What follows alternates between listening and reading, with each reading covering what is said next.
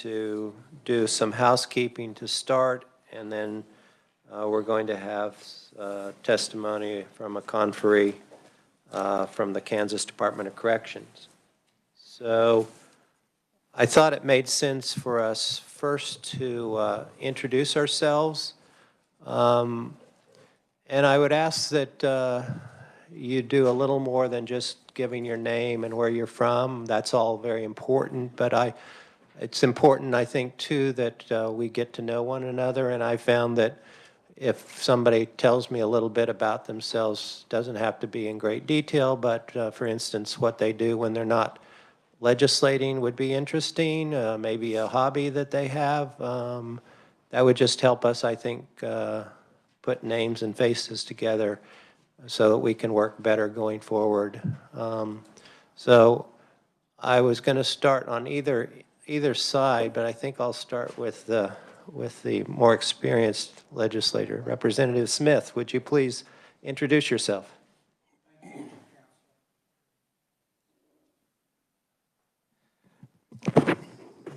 It's a pleasure to be on this with the counselor, so thank you. My name is Chuck Smith. I'm District 3, which is Pittsburgh, Chicopee, Opolis, two little towns that are connected to Pittsburgh. I'm a retired mathematics teacher from Catholic High School, and my job was a blessing. I have 7 children. They're all college graduates. They're all married, and they all have jobs, so I'm not responsible anymore for them. So, you know, I grew up in an interesting, maybe giving you more information than you wanted, but I grew up in Atchison. And in Atchison, we had a receiving home. And the kids here in Topeka, it was Boys Industrial School when I was in high school. We called it BIS. And when they left BIS, they came to Atchison. And I went to school with whoever came up there. They were good people. And they were troubled kids, but they were great people with a lot of talent. And it was, you know, it was a pleasure to be around them. So I'm really glad to be on this committee, and I hope I can contribute. And again, thank you very much for having me here. Thank you, Representative. I just have one follow-up, and it's sort of a suggestion. You used an acronym, BIS. Could you tell us what that stands for? Here in Topeka at the time, it was Boys Industrial School. Okay. And it was kids that got in trouble, and then they came to Atchison. So again, I don't think that exists anymore, but I'm not sure of it. So thank you. Thank you very much. And we'll go next to Representative Mosley. Welcome to committee and to the legislative. Thank you. My name is Representative Brooklyn Mosley. I represent Lawrence, basically downtown and then the surroundings, so the parts of Lawrence when you come and visit, you bring your friends to. My day job, prior to this being my day job for the most part for at least until April, is I work at a full-service digital media firm. We work with political candidates in progressive organizations, and I was the VP of Mobilization and Advocacy, and now I'm a senior consultant and more project-based. For fun, I hang out with my dog, who's a Shih Tzu named Tupac. He's a sweetie, and the thing that keeps me sane, at least, I do a lot of yoga. So yoga is like my go-to preferred method to keep my body moving and also to stay calm. And I guess I don't want to be as long-winded because I don't have as long of a history as my colleague to the left of me. I was in the Air Force for 10 years, so yeah, that's me. Thank you very much. Representative James. Yes, Rick James. I'm from Southeast Kansas. I represent District 4, which is Lynn County and Bourbon County on the Missouri and Kansas border there. Grew up and graduated school at Prairie View, and which is located right there in that town of Lacine, and went on into the Marine Corps for 30 years. Came back at 26 years, finished my last 3.5 years up at the old Richard Gebauer Air Force Base. There's a Marine Infantry Regiment that's a reserve unit there. We live on 40 acres, small farm. became an auctioneer, got my 2 degrees, and decided I didn't want to be a government contractor, and became an auctioneer and do auctions and sell a lot of real estate too down that way. So happy to be here. Married, 4 kids. Representative Barrett. Brad Barrett from the 76th District. That's going to be all of Coffee County, bottom half of Osage, rural east side of Lyon County. Just like my predecessor that was in the seat before me, my background's in law enforcement. I was a deputy sheriff for a few years before. The last 3.5 years, I've been at the Shawnee County District Attorney's Office as a criminal investigator, specializing in trafficking crimes as well as child exploitation crimes. So definitely excited to be here. Thank you very much. Vice Chair, Representative Ressman, please. Thank you, Mr. Chairman. John Resman, represent the 121st District, which is west side of Olathe and parts of DeSoto. I'm a transplant. I'm originally from New Jersey. I was ordered to Kansas by the Army in 1976. That's where I met my wife. Been retired for 46 years and retired deputy sheriff from Johnson County. And we just had our first grandchild, which we didn't think was ever going to happen, back in November. So, Congratulations. Yes, the ranking, Representative Schlingensiepen, please. I represent District Tobias Schlingensiepen. Use the microphone.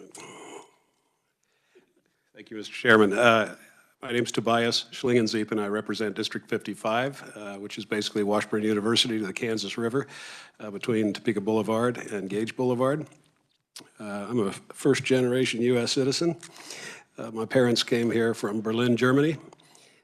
And I grew up in Topeka and went to schools here in Topeka. My father was a psychiatrist who trained with the Menninger Foundation. That's what brought us here.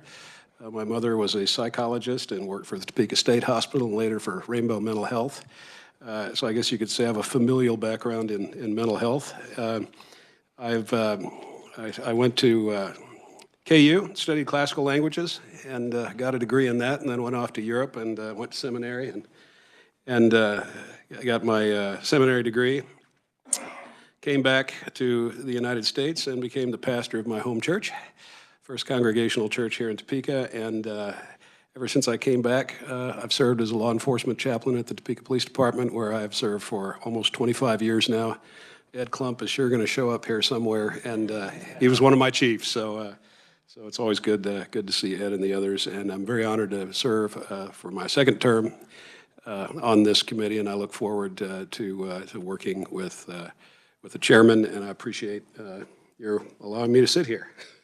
Thank you. Well, it's a real honor, and I will say that I can testify to the representative's facility in ancient languages because I attended his church service the other morning, and he, in the course of the sermon, he told us all about ancient languages, Greek and other things. So thank you very much. Representative Butler. I'm Representative Nate Butler, 68th District, which is Morris County, Southern Junction City, Southern Manhattan, Fort Riley, other area. I'm a retired military. I was 22 years on active duty in the United States Army, and it was a great opportunity to go around, tour all over the world. A little side note, I was the first American to go into the city of and up onto the Ziggurat in over 30 years, I believe it was. When we had to set up a checkpoint station, I set my medics right outside the Ziggurat, and I was able to talk to the little Iraqi guy and let me in. And he's like, "Come on in." And so didn't know I wasn't supposed to be there, but I was. I grew up. I'm a mountain boy from the Appalachian Mountains. I grew up in Kentucky, West Virginia area. I had a good upbringing. Lost the banjo in my voice until I go back for a day, and then the banjo comes back. And it doesn't take long, and we're there. But I live in Junction City now, retired there at Fort Riley. And this is my third year now on this committee. I look forward to serving these next 2 years. Thank you, Representative Butler. And Representative Carmichael, welcome to committee. Thank you, Mr. Chair. I apologize for my tardiness. Legislative responsibilities detained me elsewhere. We understand. Thank you. Men's room, thank you. My name is John Carmichael. I'm the state representative from the 92nd District of Kansas, 12th year in the legislature, 9th year, I believe, on this committee. I'm a graduate of Wichita Heights High School in Wichita, Wichita State University, the University of Kansas, obtained my JD from KU in 1982, practiced law for 41 wonderful years, retired about a year and a half ago. My wife, Cheryl, is also a native Wichitan. She is on the 8th year of what was supposed to be a one-year sabbatical. It's working out wonderfully for her. My district is generally northwest of downtown Wichita. It's a neighborhood, as I think Representative Smith and Ranking Member Schlegensiepen are already aware of, retired teachers, professors, and old hippies who spend a lot of their time smoking marijuana in the afternoons. Let's see. Hobbies, I like to watch YouTube videos of the Kansas legislative hearings and realize how stupid we all look if only we could see ourselves, myself in particular. I think that pretty well covers whatever you needed to know. I would point out, however, that Pastor Schlegensiepen recommended some scripture from Genesis to me just last evening, and I found it very satisfying, and I thank him for his consideration. Thank you, Representative. Yes, Representative Martinez, tell us about yourself, please. Thank you, Mr. Chair. Angela Martinez, representative of 103rd District in Wichita. What I do outside of this was I've spent since 1998. My husband and I have a nonprofit organization working with youth, keeping them busy with athletics and taking traveling and things like that. I also worked with youth in youth residential day program settings, and also in the restorative justice setting using the family group conferencing model. My hobbies are Zumba. I used to be a Zumba instructor until I broke my ankle one too many times, but I still try. And then I also organize a huge Latin festival in Wichita for Hispanic Heritage Month. So I'm married, have 6 kids, 15 grandkids, 4 dogs. Thank you very much. Representative Neely. And I apologize for my tardiness, moving in, finding nails that I didn't know existed in my office and everything. So, and then trying to find first aid kit to take care of it. My name's Lance Neely. I'm the representative for the 42nd District, which incorporates Eudora, Tonganoxie, Easton, and McLeod, and a small sliver of Lawrence.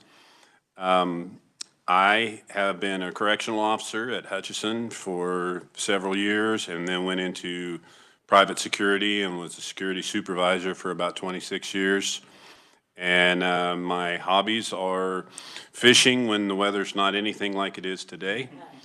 And I'm glad to finally be in this committee. I don't know why I wasn't before, so. Well, welcome. I'm sure your background will aid us as we get into the meat of the matter. Thank you. And Representative Schwertfeger, is that properly pronounced? That's fine. Yeah. Yes. Okay. Thank you. I'm Kevin Schwertfeger. I represent the 114th District, which is a rural area of Kansas, South Central area. The parts of Reno County, Pratt County, and all of Kingman County. My school went to Fairfield Langdon High School, Hutchinson Community College, Kansas State University with a degree in crop protection. Back home, well, I'm married 33 years, 3 daughters, 2 son-in-laws, 2 grandsons. Kind of missed them, but I work 4 jobs at home. I am the Miami Township trustee for the last 24 years. I am the captain of Reno County District 7 Fire Department, which covers 3 townships. I am farmer and rancher, small scale, a few cows and calves, which they like to have their calves in the snow, and then you can bring the calves in the house and try to warm them up. I'm also an independent crop consultant for my area, working for about 30 different farmers during the summertime, managing their irrigated acres. I recently had the privilege of touring KSIR at Hutchinson, which was a good tour, and looking forward to serving with you guys. Thank you. Welcome, and we look forward to serving with you. We had Representative Swart came in. Yeah. I apologize for being late. I didn't get this on my schedule. Anyway, my name's Cywert Joe. Sigh of relief. I wish I weren't here sometimes, but as Lance was saying, I was in the Hutch Correctional for 22 years. So putting on their phones and inmate stuff and computers, so I got to know them pretty good. Farmer, rancher, worked for two little companies, one called AT&T. I don't know if you ever heard of them or not, for 30 years and a day. And then John Deere for 8 years. So had a little experience with some major companies. Been in the legislature. This is my 9th term, so got a few years on everybody here. So it's interesting to be here. It's a new committee for me. I've never been on criminal corrections and juvenile justice, so it'll be a real learning experience for me. And welcome to be here. So I'll try not to get in trouble. Thank you very much. I'm Bob Lewis. I'm the chair of the committee. I'm my 2nd term. I'm a practicing lawyer when I'm not legislating. I've practiced for about 37 years. Last 10 or 12, my focus has been on criminal victim rights, civil litigation. I've spent some time during my career as a federal prosecutor. As far as my experience with corrections and so forth, it mostly has to do with my practice in law, both as a prosecutor, and I've also defended criminal defendants from time to time. I've actually had to visit facilities, prison facilities, quite a few times, either visiting clients or talking to confidential informants, or in one case we did an investigation of criminal gangs that are in the prison system. Hobbies. I also am a yogi, so it's good to have a yogini with me. And I swim, and when I have the time, I like to swim in open water races during the summer time. So that's a little bit about me. Thank you all for letting us know, telling us about yourselves. As I think that'll help us to work better together if we know something about somebody, the people we're working with, has something to do with really just who they are as people and not so much as legislators. Let's move on to rules. For today and perhaps for tomorrow or Thursday. Yes, thank you. We will now have staff introductions before we get to our rules. So revisers and research and technical support, please introduce yourselves.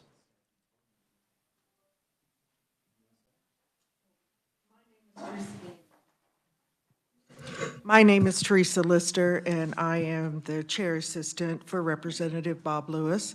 This is my 2nd year with the legislature. My first year was an office assistant for Senator Richard Wilborn. So this is wearing a completely different hat. Thank you.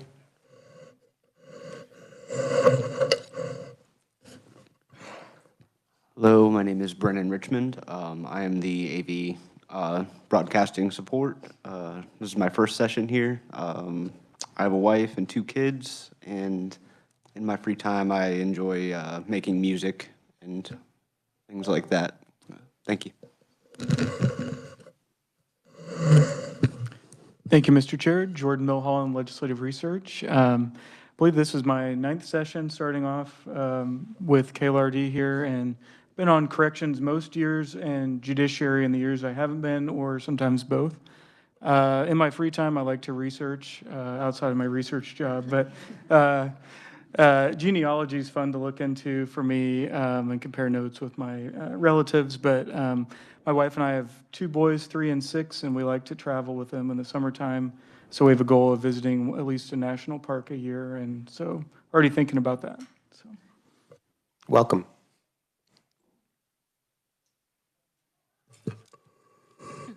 Thank you, Mr. Chair. I'm Jillian Block, a research analyst with KLRD and the facilitator for this committee. I have a 2-year-old daughter that keeps me really busy during the busy season and the less busy season. And then when I do have some free time, I have maintained a small private violin studio, and I really like to knit. Excuse me, might I ask, you say a violin studio? What does that mean? Sure, violin private students. You teach? Yeah, I teach private violin students. Okay. Yeah, just one-on-one, like half-an-hour students. Very nice. Yeah. Before I was a research analyst with KLRD, I taught orchestra. Okay, very good. Thank you, Mr. Chairman. Natalie Scott, I'm with the Office of Reviser of Statutes. This is my 13th legislative session. About 10 of those have been on this committee. I think I used to have hobbies, but I had a baby in July, and so I don't remember what any of them are, if I had any. So. Thank you. Thank you, Mr. Chairman, and good afternoon, committee. Jason Thompson, Office of Reviser of Statutes. This is my 19th session. Licensed attorney since 2004 as well. Most of my time here has been spent on judiciary, corrections, and juvenile justice, or a combination of the two.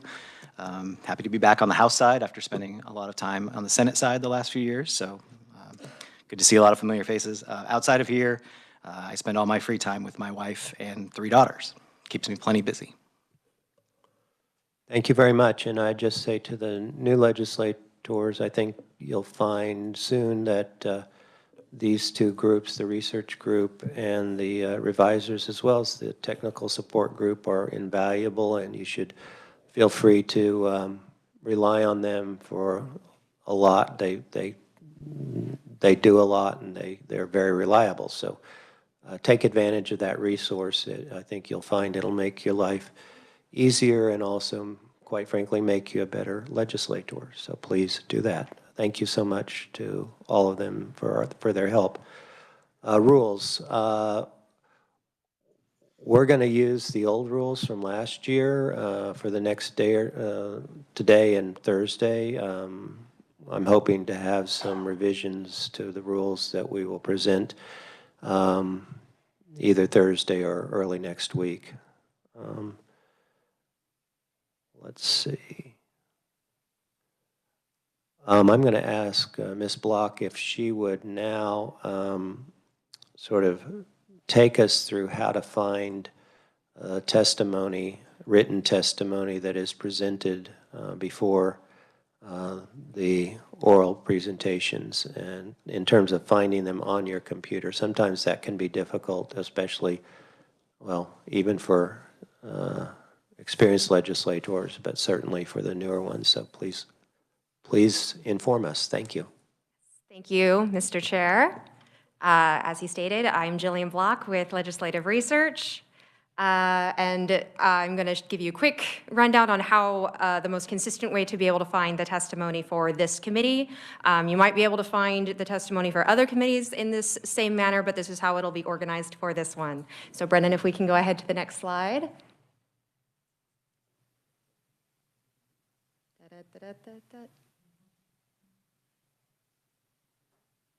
Okay, step 1, you're going to find on your laptop, if you have it with you, you're going to go to your search bar.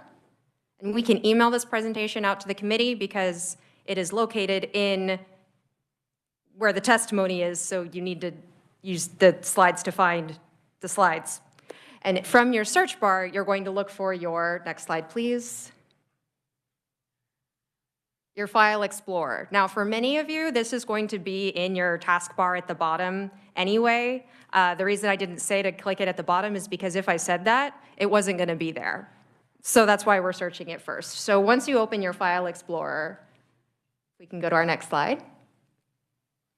You're going to see something that looks like this with fewer redactions. I've hidden all of my file names. And you're going to want to click on the icon on your left that says This PC. You'll see something that says Quick Access, you'll see the network, and you want this PC. We're going to hang out on this slide for just a little bit. And in the red box here, you'll see one of those drives under Network Locations. There's one that says 4, the number 4, Committees. I'm seeing some eyes down. I think we're clicking, so I'm going to give a little pause here so we can catch up if we are. This is also sometimes referred to as the S drive. And you might need to double-click that in order for it to open up. Go ahead, run into the next slide. And then you should be looking at a number of folders. One of them is House Committees. You'll want to open that folder. Go ahead to the next slide. And then one of the folders in House Committees is Corrections and Juvenile Justice. To save yourself some time in the future, go ahead and pin the Corrections and Juvenile Justice folder to your Quick Access, to your Start, or to your desktop, because you're always going to want to access this folder when we have bill hearings. It's going to save you some clicks. It's going to save you some time in the future. So I went ahead and highlighted pinning it to Quick Access. For me, that was the most convenient, and I like to keep my desktop clean personally. Go ahead to the next one. And then that's what it looks like when it's pinned to your Quick Access. So this Quick Access is the star that's on the left, and then you can see the push pins for what's actually been pinned. Go ahead to the next slide. And then open the folder. And then the testimony is always going to be organized by the date. So today's date is January 14th. And so once we go into that folder, which there was nothing in that folder at the time, so there was nothing for me to show you, but you will find the presentation that we're looking at right now in that folder. And then I believe the presentation you're about to get from the Department of Corrections will be in that folder. If it's not already, it will be very soon, so that when you want to access our testimony digitally, that's where it will be. If you want to pull things up before we get to the bill hearings, preview testimony, things like that, so that we're not printing a bunch of extra paper copies for people who don't use paper testimony and things like that. So with that, Mr. Chairman, I'd be happy to stand for any questions. I went through it a little bit quickly. If you're someone who prefers an individual tutorial, I would be delighted to sit with anyone at any time and walk you through that separately. But yes, Mr. Chair, I'd be happy to stand for any questions. Thank you, Ms. Block. Does anybody on the committee have any questions for the research assistant? If not, thank you again. Thank you. Following on that, this will be a, quote, digital committee in the sense that you can access the testimony and so forth beforehand or during the session online. Of course, for those who want, their office assistant can be directed to print those out before, so you can have paper copies.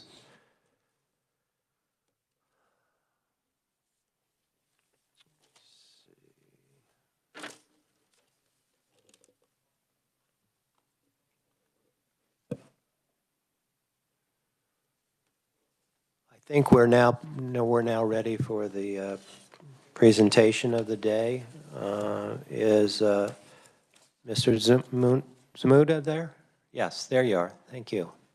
Thank you for coming to committee, and we look forward to your telling us what we need to know. Thank you, Mr. Chairman. It's good to be here with you. Let's see if we can get a presentation pulled up.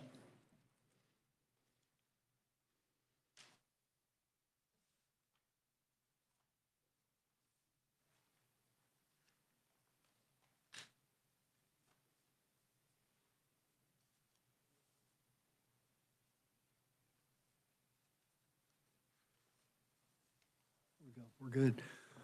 Well, thanks again, Mr. Chairman, members of the committee, for having me here this afternoon. I appreciate the opportunity to come and present information regarding our agency that I hope will be of interest to you. I know we have a number of new members on the committee, and I hope this is of interest to them. Before I get too far into the presentation, I have a couple members of my executive team here with me that I may have to call upon today, but certainly you'll interact with them in the future, so I'd like to introduce them. We have Jennifer King. She's the Executive Director of Public Affairs. You'll see Jennifer a lot over here in the State House during the session. And then Keith Bradshaw. Keith is our Executive Director of Contracts and Finance, does a lot in our budget hearings.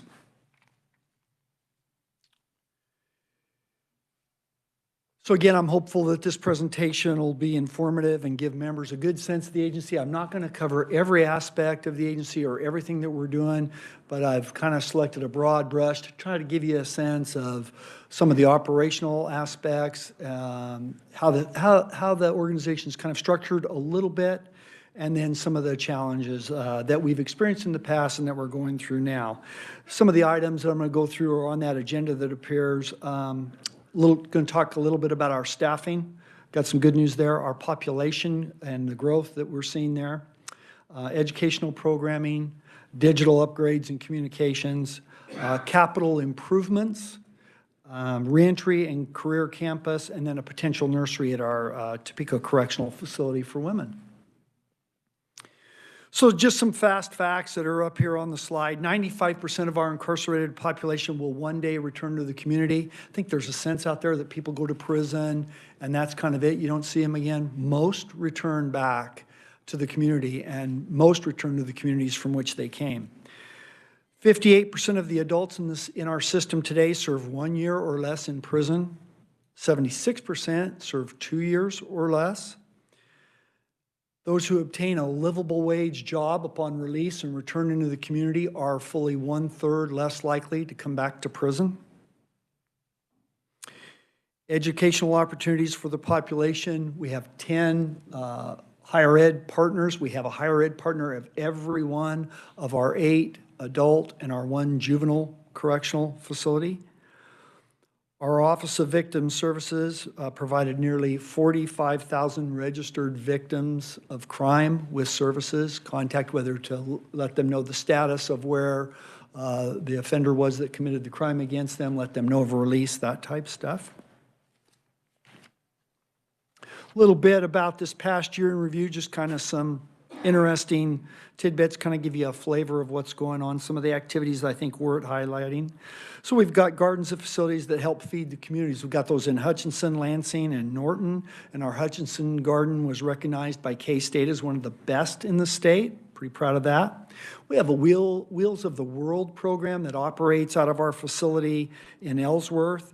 They refurbish wheelchairs for use for those in need who can't afford it, oftentimes, sometimes in the United States, sometimes outside the United States. That's a national organization that a number of DOCs partner with, and since 2002, that organization has refurbished and put out 200,000 wheelchairs, which is pretty phenomenal.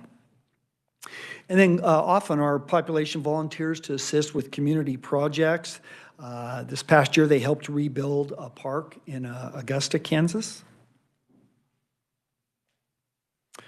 Our food service contractor is Aramark, and they initiated a culinary program, Into Work. That's a food service certification for the population that works in food service and gets enrolled in the program, and it's recognized throughout the industry, so it's a certification that they can take with them and use once they return to the community.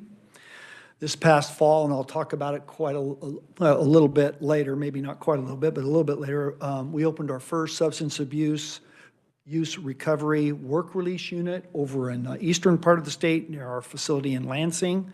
And that's with a focus on breaking addiction and preparing our population for return to the community with some work-life skills, what have you.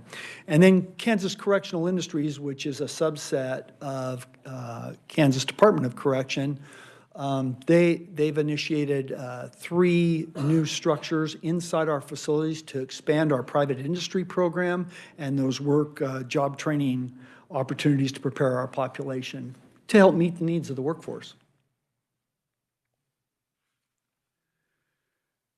And then a couple of events, there's many, but a couple of events hope to inspire both hope and change in our population.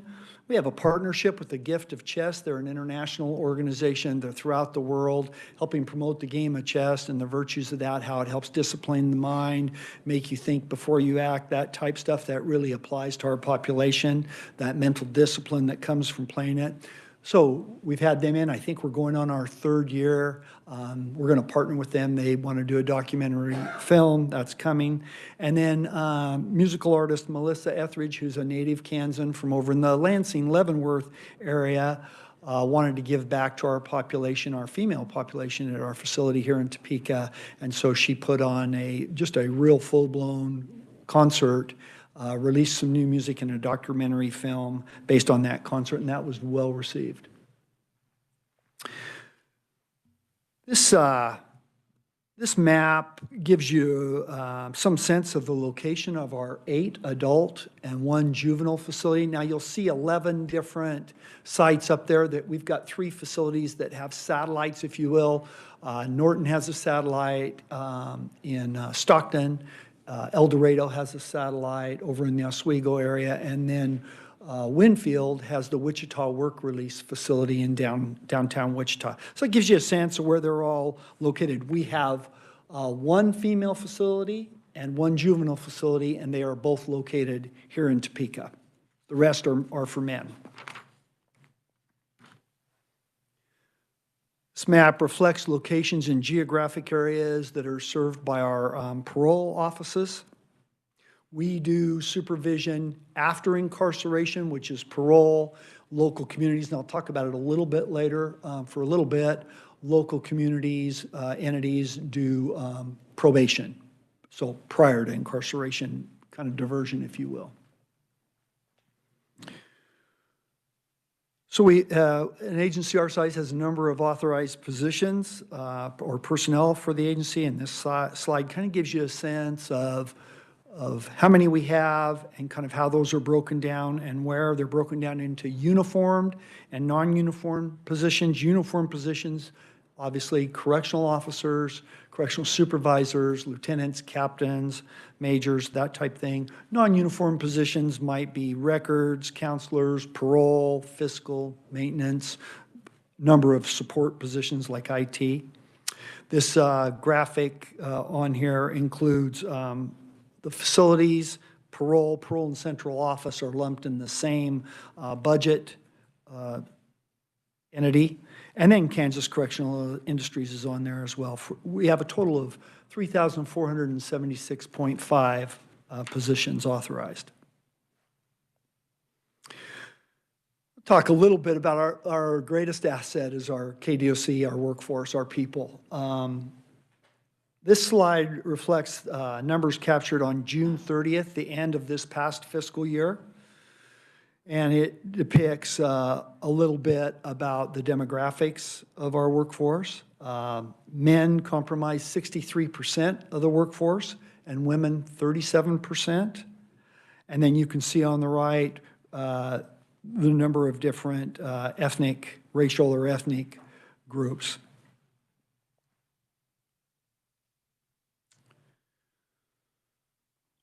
So our staffing has stabilized considerably since the pandemic. When the pandemic hit us, as it did most folks, we really took a hit. We lost a lot of people who decided to either opt out, retired, get out of the business.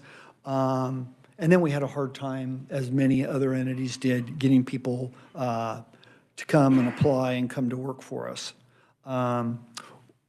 It's improved dramatically, and I'll share that with you here in a minute. But a significant factor in that improvement has been the compensation that the governor and the legislature have committed to our workforce. It's been significant and it's been impactful. So thank you to all of you that were a part of that, and to Governor Kelly for her support of us and our workforce. Okay. I hope this depicts it for you. So these are uniform vacancies in our adult correctional facilities. And I know it's hard to read that stuff that's on the slide. Those are vertical bars on each pay period back from the 1st of January 2022 through the end of calendar year, or the first of 2025, I believe. So if you're looking at that graph, and those boxes depict where there was a pay increase of some sort to the workforce. So if the graph reflects vacancies in uniform security positions at adult facilities, and if you go to the far left, pardon me, there's a vertical bar there and the box points to it. That's January 2022. We had 470 uniform vacancies. That's 26% vacant out of 1,909 uniform positions. Those other two orange vertical bars, one center and one to the right, reflect where those pay increases hit. You can see kind of as the blue vertical bars dip, you can see our vacancies reduced and things improved. The period July 2023 to date includes another base pay increase in July of 2024. Again, considerable improvement. Look at the orange vertical bar kind of to the right, and you'll see we're down in there around that 200 range. At one point in the spring of last year to mid-fall, we had 22 consecutive weeks where we were less than 200 vacancies in our uniform ranks. That seems like a lot, but compared to 470, it's not a lot. Today, we have about 210 uniform vacancies. That's 11% of our uniform workforce compared to that 26% high that we experienced back during the pandemic. This graph depicts the impact that increased wages have had on vacancies and uniform positions at our juvenile facility here in Topeka. The timeline and implementation for the funding and pay is the same as you saw on the previous slide. In January 2022, we had 45 vacancies in uniform positions. That was 29% of the uniform workforce at that facility. Today, we have 13 vacancies. That's 7% of the 178 total uniform positions. So much improvement there. An additional factor beyond the pay increases impacting our ability to fill vacant positions is utilizing a vendor to assist in recruitment. We really struggled to capture people in a very competitive market the last 2 to 3 years. We contracted with a vendor. They're a national entity. They've helped corrections and law enforcement throughout the nation, specifically corrections in California, South Carolina, Louisiana, Oregon, Washington, and Idaho, and had a great deal of success. So we contracted with them, and what they do is they're out there on all the different digital platforms. They're generating interest. They're reaching out, touching base with people who expressed an interest right away, trying to capture them and get them in the pipeline, and they've done a great job of that. When you look at the slide, and it might be hard to read from a distance, but there's a funnel on the left. And you start out with a number of candidates that are touched by our recruitment process, pretty significant amount. And then you schedule an interview, and that group whittles down. Then whoever complete the interview process, the group whittles down. And then you whittle down to a group that you hire. That's what the funnel reflects. So on the right side of that are some boxes and some numbers, and it talks about those interviewed, scheduled, and hired. Our hire, cost per hire is about $1,835 through that process. That seems like a lot, but the overtime that we were spending to fill a vacant position far exceeded that. We have this recruitment process in place at all of our correctional facilities, and we'll soon move it out to help us with parole. So recruitment and hiring are going pretty well. We need to continue our efforts to improve our ability to retain folks. It's going to be about retention. That's how we get stable. That's how we get even better than where we are today in terms of our staffing, and it's really where we all know we need to be. Our turnover rate in uniform positions last year was about 35%. That's July 2023 through July 2024. That's pretty high. I think, and part of that is not too many people know if corrections is for them, or they really, they might give it a try for the money, or they're not quite sure. They come, it's not for them, or they're not for us, what have you. And then it's a difficult environment. Being a correctional officer 8 hours at minimum each day. Sometimes if you're held over 12 hours, it could be up to 16 hours, depending on during the weather. Most recently, we had some people working 16-hour days. You know, you're dealing with a very needy population that's not always very pro-social, and there's a lot of cumulative stress and real trauma in the job. So it's not for everybody. They have a lot of turnover. As I referenced earlier, pay increases have made a difference, but we've got to do a better job creating the right environment for people. We've got to get our experience level up.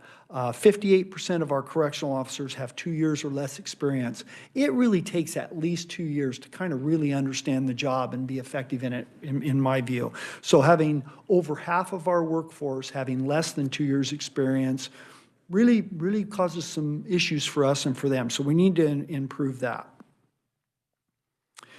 Funding that was provided this fiscal year by last year's legislature allows us to upgrade our uniforms. Uniforms are important to uniform staff. Uniform staff are the biggest bulk of our staff by far. So we've got a contract in place. We're about to roll out an upgrade to those uniforms, and we're excited about that. And again, thanks to legislature for approving that. Finally, that emphasis on the right environment. That's the physical plant, you know, whether it's having the walls painted or adequate lighting, ventilation, what have you. It is having the right equipment and good serviceable equipment for people. And then finally, the culture, how we treat each other, how we treat members of the public, and how we treat the population. And that's an emphasis for us that we're going to continue to focus on. A little bit about population in our facilities and people that are under our authority and supervision out in the community. The adult population coming to prison is increasing to the point where I'll show you some stuff. You might have Director Schultz coming from the Sentencing Commission. I'll try not to get too far into his presentation. I'll just show you a few slides that he may repeat. So pre-pandemic, May of 2019, we hit a all-time high in our incarcerated adult population of 10,100. We were full. We were full. I came here in July of 19, and we did not have enough beds. We subsequently went out of state for a short period of time, about 10 months, with 120 guys, because we just didn't have room. During the pandemic, in March of 2022, we dropped. The courts kind of shut down. Law enforcement had to be, and prosecutors had to be a little more selective on what they were going to do. And the population dropped down to just under 8,300. So pretty significant drop. That was in March of 2022. But then it started growing. As we came out of the pandemic, the courts opened back up. Things got back to normal operations. We started to see the people coming to us grow. From January 1st of 2024 through the 1st of this year, we had a net gain of about 600 adult people come into prison in 12 months. Now, I'm happy to say last month was a flat number in December. That's an improvement. And then this month, early on, we're down 30, actually a negative 30. So I don't know if that's a seasonal thing. Maybe with the courts and the holidays, we'll see. But that would be a good trend that I'd like to see continue. We have 163 juveniles in our custody. That number is up from what it's been pretty stable in the 140-some range for the last 3 to 4 years. It jumped up as high as about 182 in 2024 at one point, and then it has settled back down to about 163. And we supervise about 5,400 adults in the community on post-incarceration supervision. That's an increase of about 150 from this past year. It's certainly not an all-time high, but it is growing much like everything else.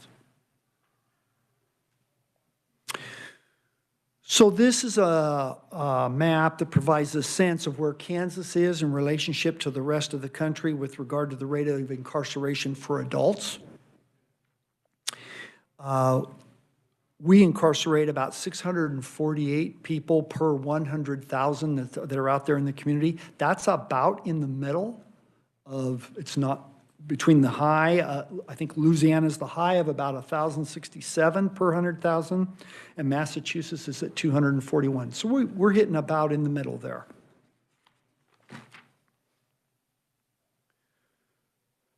Some demographics of the adult population, and again, it's snapshot in time as of June 30th of last year, the end of the fiscal year.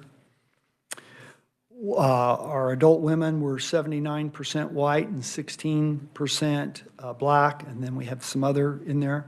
And then our men were 66% white and 29% black or African American with some others.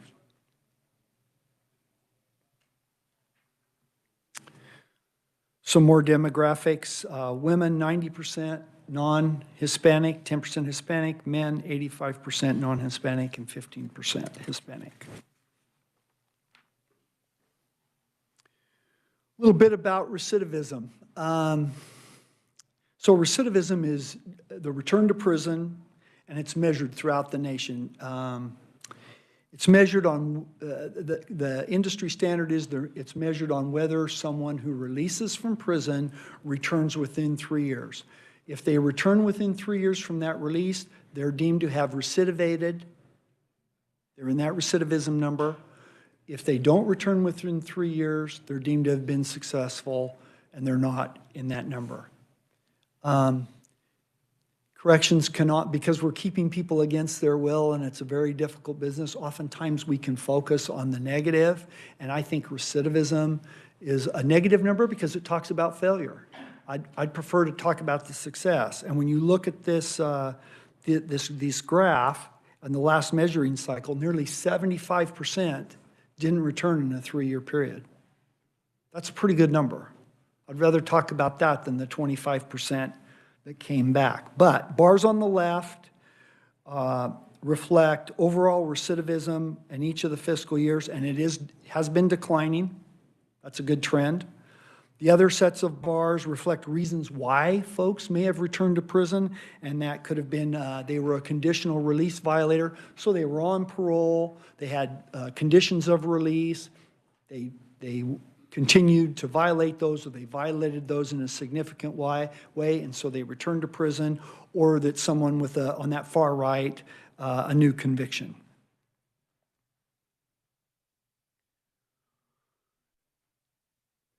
There's a cost associated with elements of the agency budget. Our overall budget is about $638 million. I'll just touch on the 3 largest segments of the budget. Number 1 is facility operations. It's about 51% of the budget. It's that large blue slice of the pie. Healthcare for the population is about 15% of the budget, and you can see that. I think that's in the orange. And then juvenile services is about 13% of the budget, and I think that's in the gray there. There's also information in the narrative, the bullets up on the upper right, regarding the cost per day and per year to incarcerate individuals in our facilities. It's nearly $110 per day to incarcerate someone, and just over $40,000 a year. Cost of supervision in the community to supervise someone on parole is about $2,800 a year, slightly more than that. And if they're on probation, they're diverted to those community corrections local agencies I talked about. It's about a little under $3,300 per year. So a pretty significant difference if they can be managed in the community, if the risk is such. So the population continues to grow. New commitments, those with new crimes make up about 2/3 of admissions. Based upon projections, and I'm going to share some of those with you here in a moment, from the Kansas Sentencing Commission, and subject to circumstances changing, we're going to need to plan for and develop additional beds for points in the future. This graph reflects the actual adult population. And that's the blue charted line on the graph. That's the actual population. And then the projected overall population, that's that red line that you see kind of climbing off to the right. That's the projection.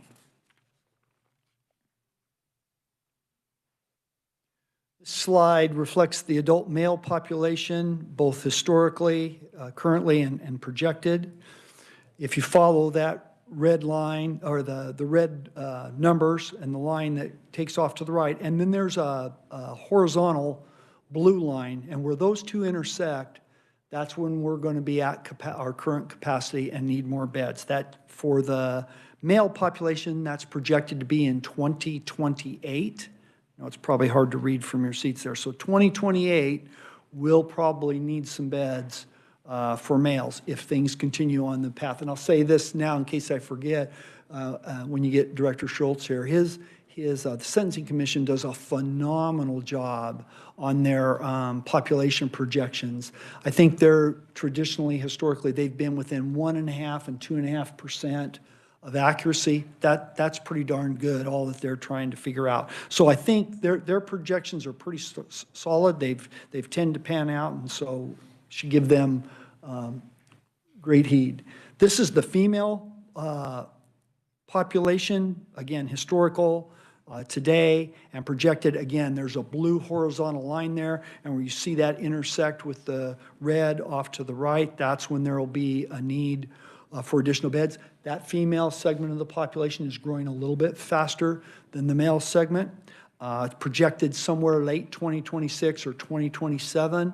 We'll need some beds for our adult female population. I also, and I'll talk about it a little bit here in a minute, I do anticipate we have a project that's about to go under design at that facility, and it may allow us to add a few beds to give us a little bit more of a grace period.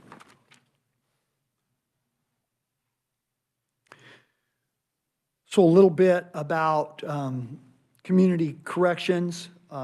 That, again, that's those local entities that are supervising people on probation rather than sending them to prison. These are the numbers at the end of each fiscal year, 20 through 2024, associated with the numbers of individuals that are supervised by them. Again, they're operated by local entities, but they receive the bulk, most of them receive the bulk of their funding from the state of Kansas through, and is administered by Kansas Department of Correction. So it's through a grant process, and it's based on their numbers and a number of different factors, and they're awarded a grant, and then we monitor how they use those funds and reassess each year. But that funding for those correctional, community corrections agencies, that really gives the judiciary an option of probation rather than only having the option of prison. And it saves quite a bit of money, and not everybody needs to come to prison. You need to get their attention, maybe get them some programming, get them some help, but it's a diversion from prison.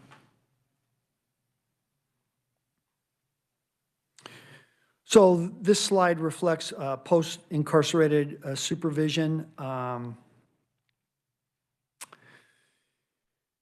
Overall numbers are down from the onset of the pandemic, but are anticipated to grow. When you look at the offense categories that are on there, the most serious offense categories that people are supervised under. For men, it's offenses against individuals. Sex offenses are 34% of the crimes. Non-sex, about 33%. So predominantly men are mostly crimes against individuals. For women, it's predominantly drug offenses. That's about 43% of their crime. Talk a little bit about juveniles. The top slide, the top part of the slide reflects our population at the facility. And again, it was pretty steady for about 3-4 years there. Jumped up a little bit last year and then has kind of come down a little bit, kind of settled in the middle between what it was and the high point. The middle graph there is intakes. So intakes are where each judicial district operates an intake and assessment center. So if a child if law enforcement encounters a child and maybe they're a child in need of care, maybe they're being physically abused, maybe they've committed a low-level offense, maybe they're in some sort of trauma, law enforcement would take that child to an intake center where they could be assessed. a determination can be made what's in the best interest of the child. Do they go to detention? Do they maybe return to their family or some other form, maybe a referral to Department of Children and Families? And then the bottom graph is an immediate intervention program. That's a diversion, very light touch, trying to get youth not too far into the criminal justice system. We know the farther they get in, the harder it is for them to get back out and be successful. So it's mostly for lower level offenses or first-time offenses. This will be really hard to read from a distance if you don't have it right in front of you. But this graph reflects data regarding rates for detained or committed youth throughout the country per 100,000 youth in that state or that entity that are age 10 through the maximum age of court jurisdiction for each state. So what that means is that if we have a child between the ages of 10 or 17, it reflects how many of those per 100,000 of those that we have are either in a detention facility being held somewhere, or they come to a prison, a youth facility, if you will. On that graph, Kansas is down about in the lower third of that graph. At 106 youth per 100,000, we're probably in the upper third in terms of the numbers of how many. There's a red bar in this graph, U.S. total. That's the average number throughout the nation, and that's about 74. So we're a little higher than the average, certainly lower than some.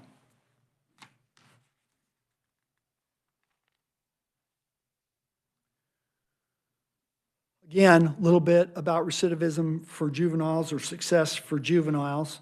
Little historical information here. This is by calendar year, 2013 through 2020. And again, remember, we're measuring after a 3-year cycle ends, so we'll have some numbers on 2021 here soon. Again, they're deemed to have been successful if they don't come back to incarceration within that 3-year period. That's a good thing. And it's very similar to the adult population. 2/3 are successful, 2/3 of our juveniles, so that's encouraging. So we have a real focus on educational programming throughout the agency, placing a greater emphasis on education and technical and vocational certification opportunities for the adult population. Some information on this slide. In the top half reflects 20 years, 2001 to 2020. In our agency. The average per year was 375 students and 37 degrees or certifications. So for 20 years, the average was 375 for students and 37 degrees and certifications. The bottom half of this slide reflects years 2020 through 2024. The average number of students per year, 679, and 274 degrees or certifications. Really a significant increase in the opportunities in trying to prepare people for success when they release and to fill those workforce needs that are out there for business and industry.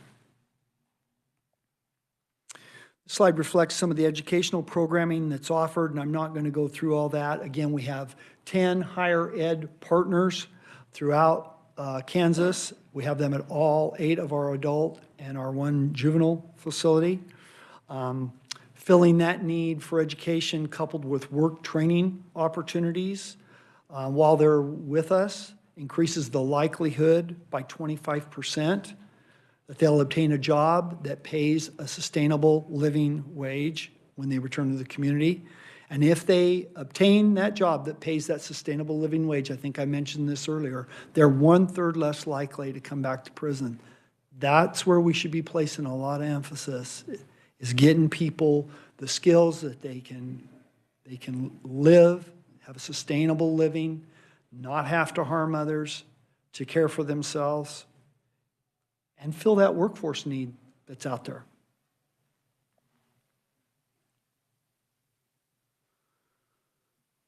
More about resident work opportunities. Again, we're consistently looking to expand those. We have some different work opportunities within the Kansas Department of Corrections. We have facility work assignments.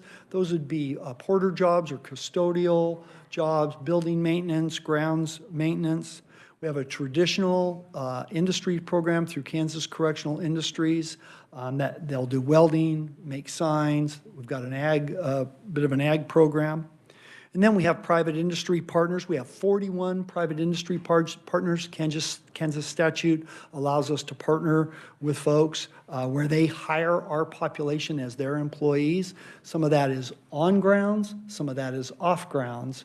And we have some phenomenal partners both on and off site.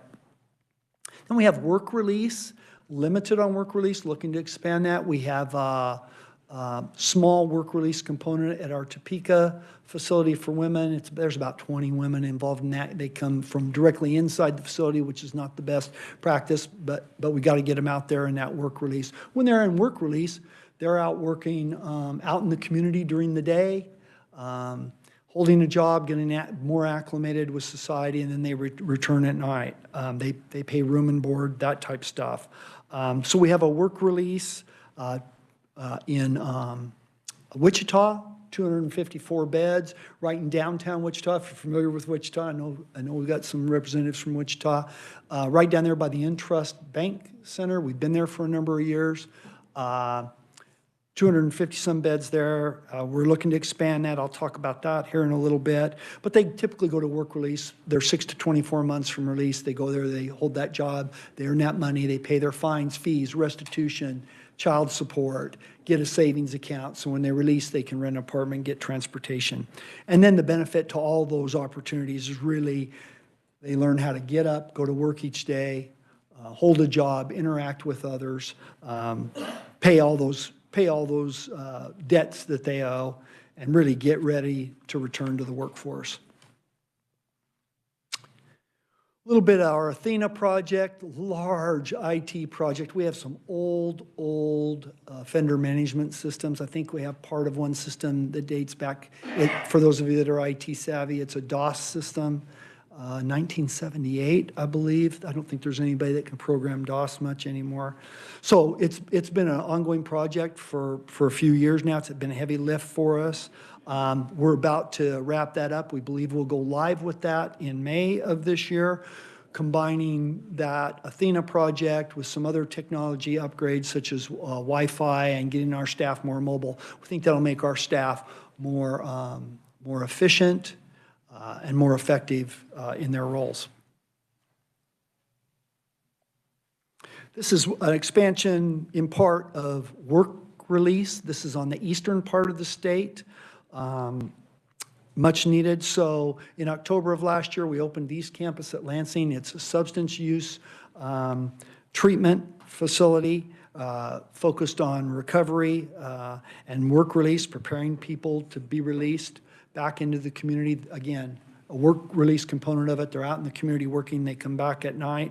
Planning on this project began in 2020. There were some delays with some unforeseen construction challenges, and then, frankly, the inability to hire staff. So we had to wait a little while. Finally, things improved. We got it completed, and things improved to the point we were able to hire the staff, and we opened it in October, and we're grateful to have it. It's 200 beds, and it's first of its kind for us. I talked a little bit about the environment to help for retention. It works that way for our population as well. I mean, these photos probably don't look very prison-y to everybody. That's intentional. These people are stepping down out of a very lockdown type situation.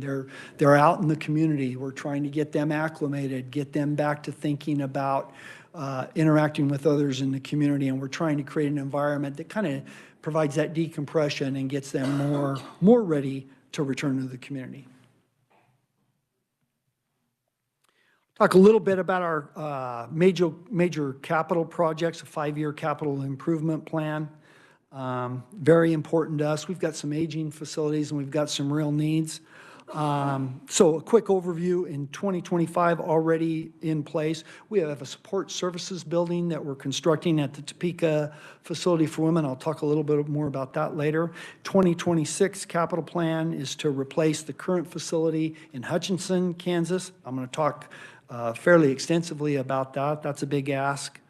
Some select raising or demolition projects at the original facility in Lansing, structures, exterior walls, warehouse, the facility.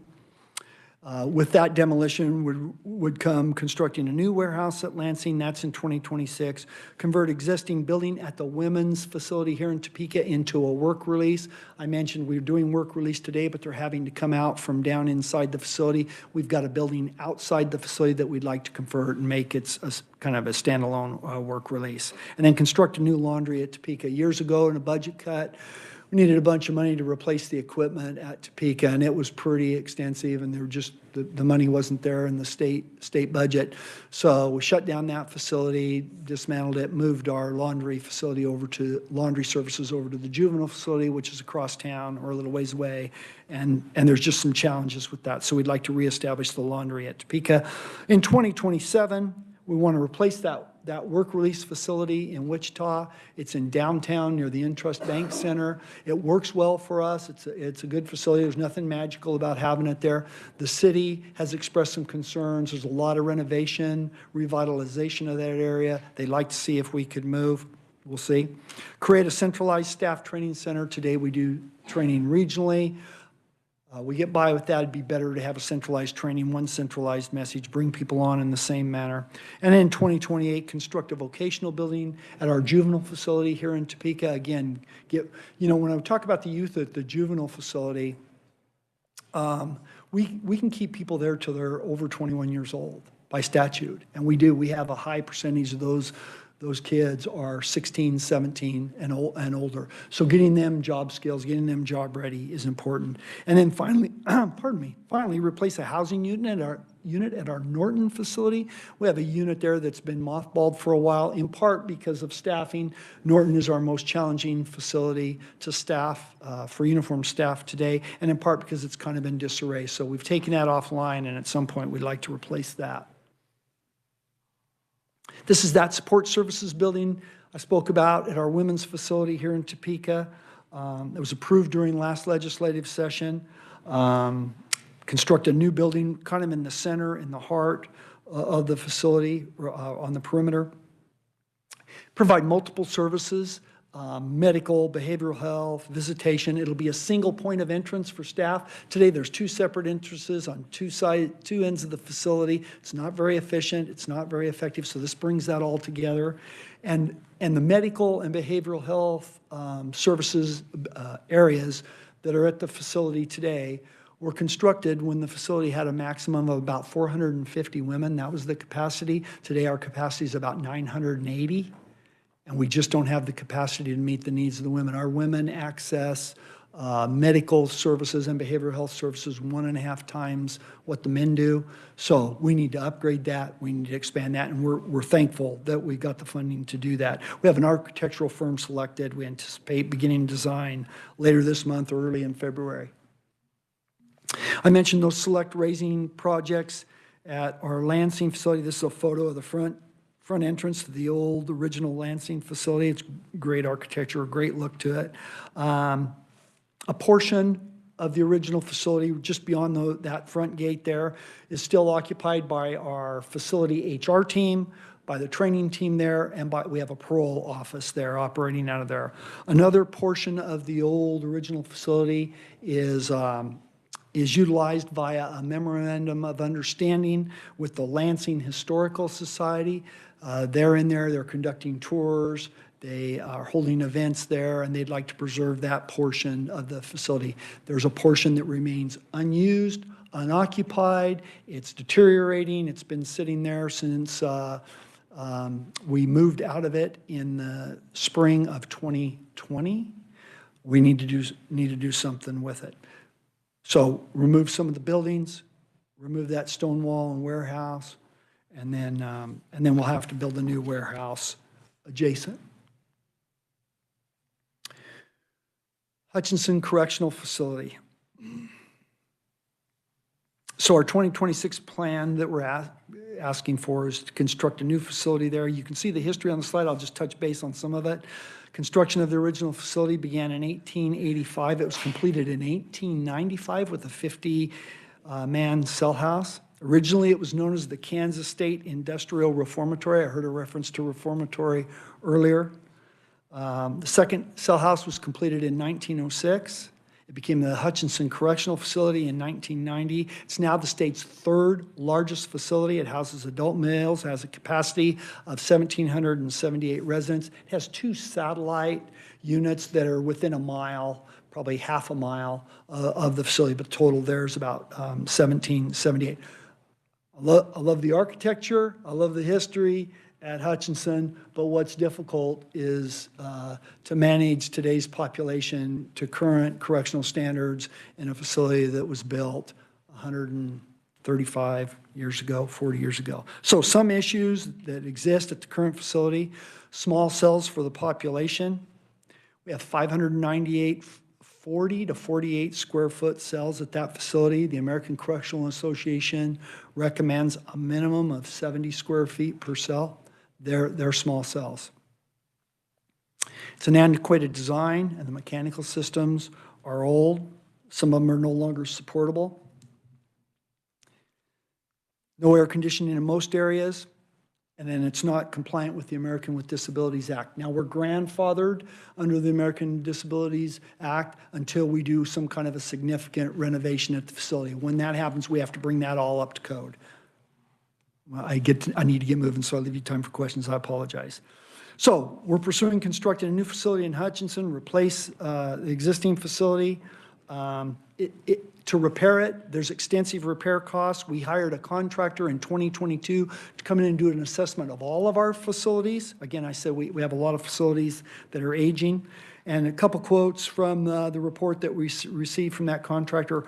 Overall, the condition of the, and they're talking about Hutchinson, overall, the condition of the facility is fair to poor, and due to various stages of decline, total renovations would be costly. And the contractor also noted, the facility is over a century old, recommend these facilities be considered for replacement rather than renewal. Estimated cost is about $453 million. It's a big ask.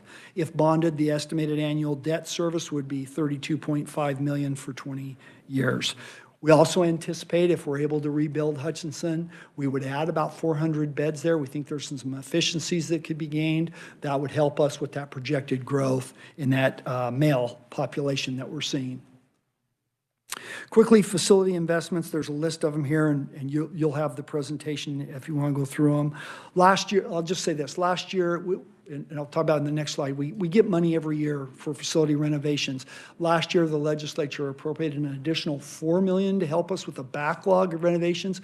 We're much appreciative of that. That helps significantly. You'll see a lot of projects on here that were funded through that additional $4 million. And additionally, and I mentioned this earlier, Kansas Correctional Industries has completed one new private industry building at Lansing. They are about to start one at our Topeka facility, and then contracts going out for bid on one at our Winfield facility to expand those work opportunities. And Kansas Correctional Industries is funding that. Deferred rehabilitation and repair costs, they're significant here. Each year we receive $4.3 million provided through the Correctional Institution Building Fund. That helps us address some of those needs. We're behind the curve on that. Again, we got an additional $4 million this year, very much helpful. Give you a sense of how much space we have in that facility condition assessment that was conducted in 2022. It addressed 254 buildings. We have 3.6 million feet under roof. We have a lot.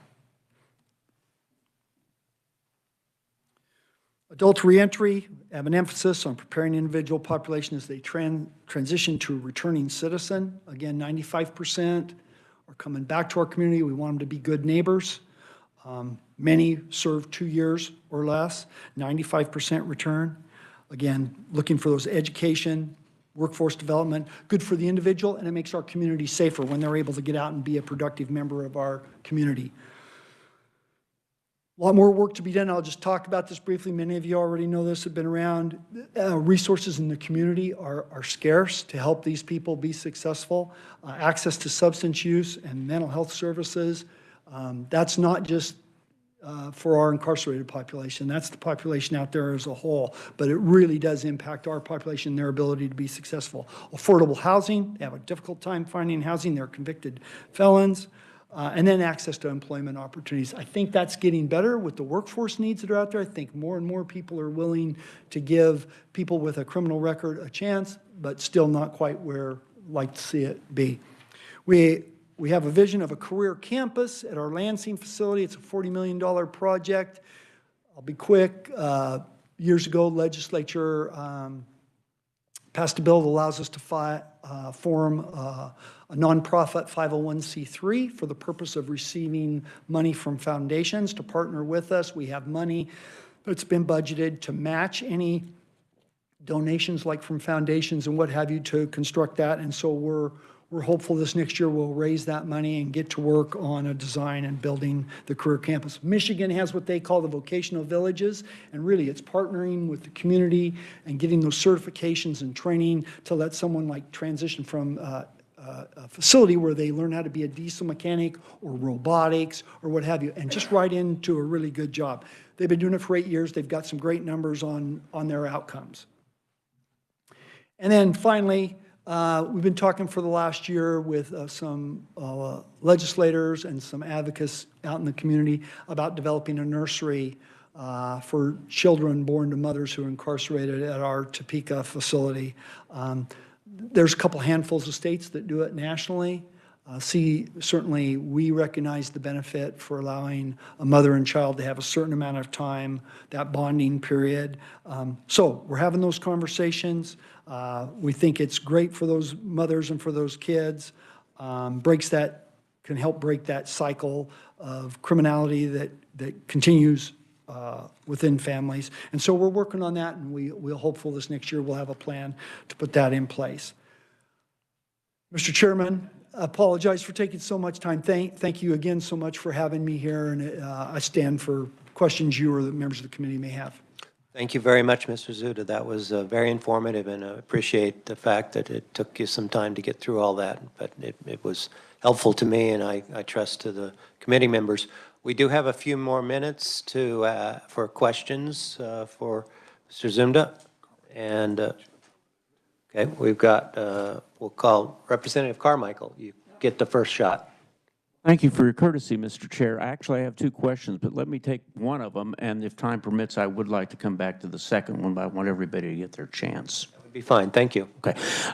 Secretary Zamuda, I don't think it was any secret that I wasn't a big cheerleader for your appointment, but I wasn't in the Senate, and you're here, and I want you to know I was wrong. You have accomplished good things for Kansas, and the governor was wise in appointing you. At about the time you became the secretary, there was an extensive article in the Wichita Eagle written by Tim Potter, who's formerly with the paper, the premise of which was that the Work Release Center in Wichita, the residential work release center, was driving the crime rate in Wichita. And law enforcement seemed to be pretty strong in that proposition. You've addressed it before with me. I now understand you've got 254 beds, I think, at Wichita. You got 20 female beds in the program at Topeka. You're hoping to put on another 200 beds in Lansing and update the facility, if you will, for the 20 beds at Topeka. Is that generally what the future plan is now? Mr. Chairman, Representative, first of all, thank you for your kind and gracious words. I'm seldom that way, so. Thank you. Yeah, you hit it right on the nose. We have the 254 in Wichita. We have about 20-some at our facility in Topeka that we're looking to renovate a building to expand that opportunities, and then eventually with those 200 beds will all be. Well, here's my question.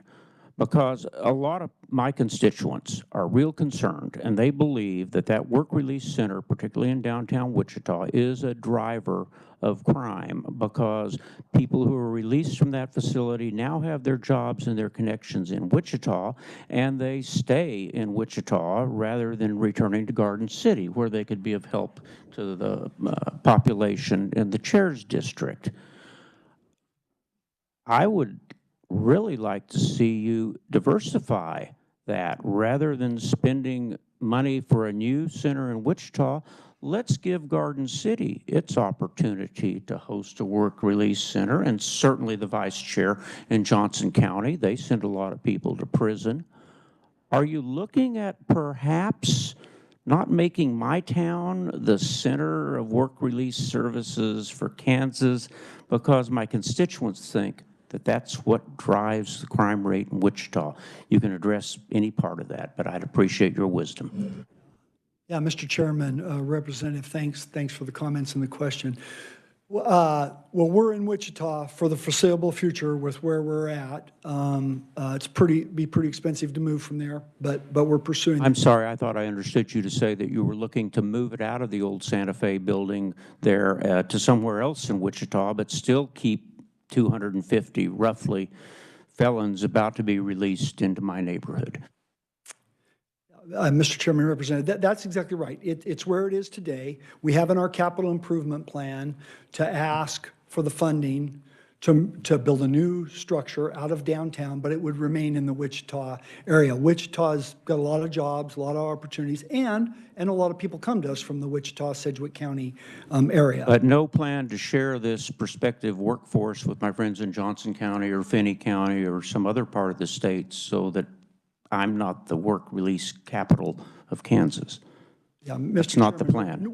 No, Representative, the plan would be to diversify it and get it out.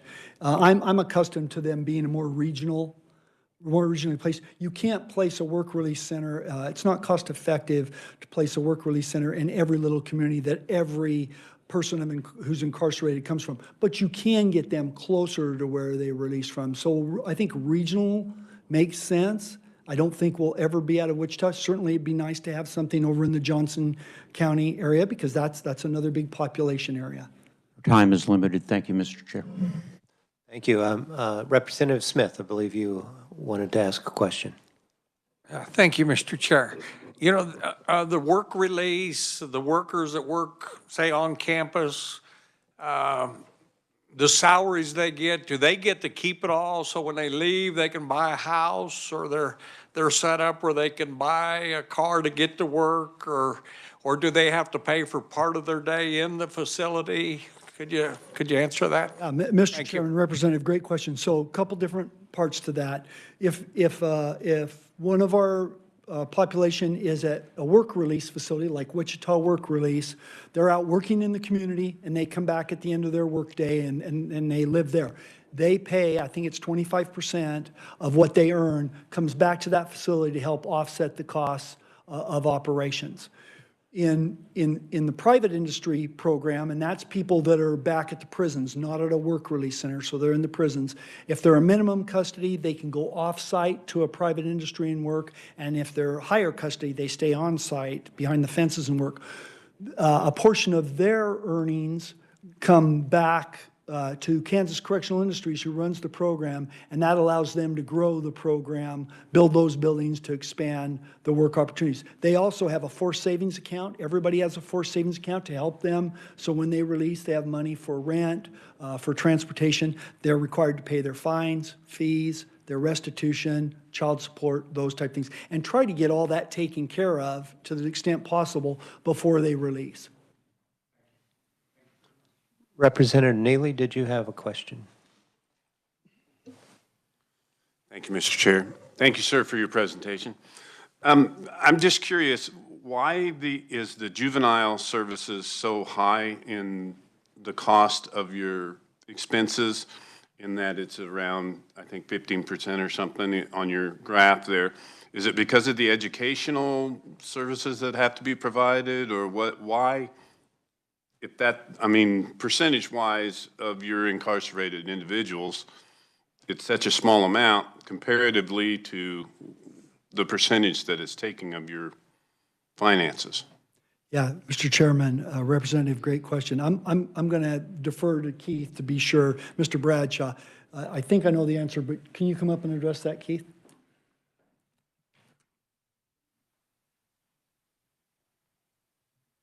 Mr. Chair, again, Keith Bradshaw, Executive Director of Contracts and Finance. So of that budget for juvenile services, only a portion of that is for the incarcerated population, the 163 youth at the Juvenile Correctional Facility in Topeka. That's about $23 million, and it does have educational services built into that budget, a full high school program for those youth, as well as contracted services with Washburn Tech for some career and technical education services. In addition to that, there's $25 million for grants to community corrections agencies to supervise youth in the community and provide services for those who may not have been adjudicated yet. of an offense, but are being supervised on a community corrections program, if you will, similar to the adult side. And then we have a considerable investment of funds from the Evidence-Based Programs Fund, which is the result of Senate Bill 367 in 2016, with the concept of this being that by reducing incarceration in the juvenile correctional facility and placement into group homes, those funds would be then reinvested into programs targeting at-risk youth to prevent them from entering into the juvenile justice system. So a good portion of that $80 million or so is funds that are allocated out of that Evidence-Based Programs Fund. Thank you. I appreciate that very much. Thank you, Mr. Chair. Representative Martinez, did you have a question? I did. Going back to the resident workers that work off-site, do they earn the same rate of pay as your typical worker would? Say if somebody comes off the street and gets a job, they make $15 an hour, would they make that same? Mr. Chairman, Representative, yeah, they do.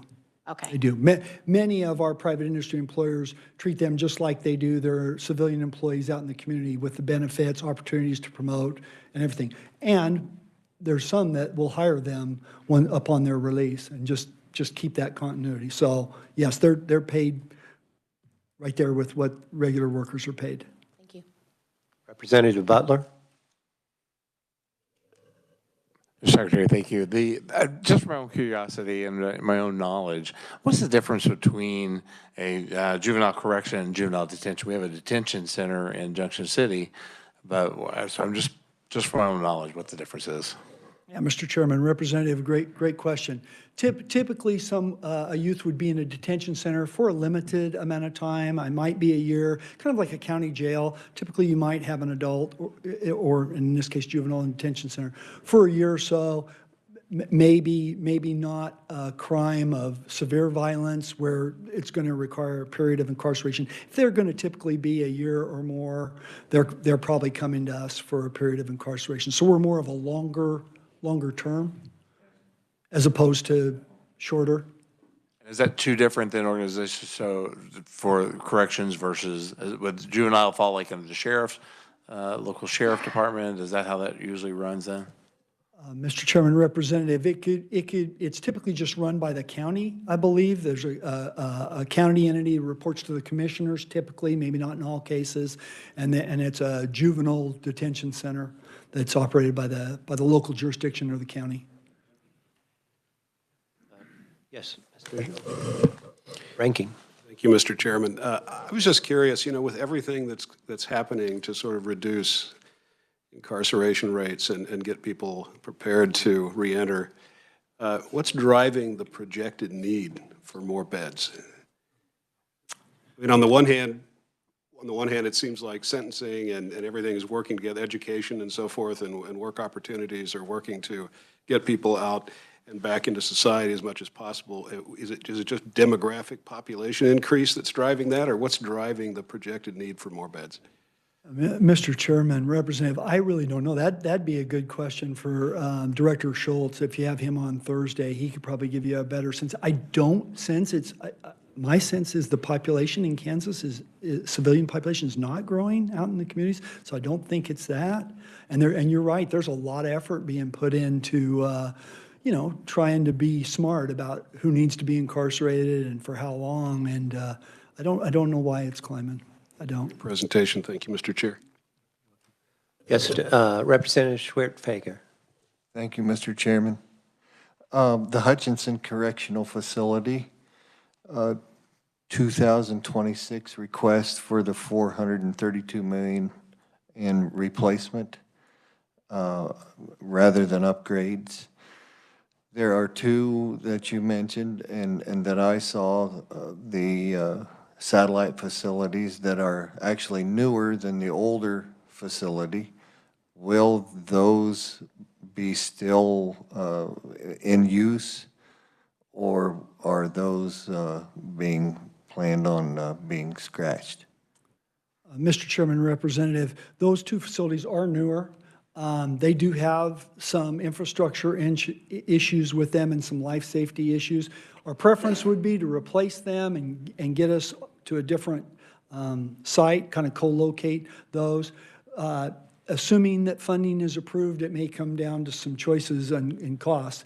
If the way construction costs are going, if $450 million doesn't cover it, we may have to make some choices and just do some refurbishing there. But we prefer to mow them. There's a lot of issues with those buildings as well. Thank you, and thank you for the tour, too. You betcha. You're welcome. Thank you, Mr. Secretary. We really, I personally learned a lot and appreciate your coming and talking to us today. Unless anybody has anything else. One other thing, I don't think anybody wants to seek sponsorship of a bill today. I didn't ask about that. I'm assuming not. And therefore, we'll be adjourned. Thank you.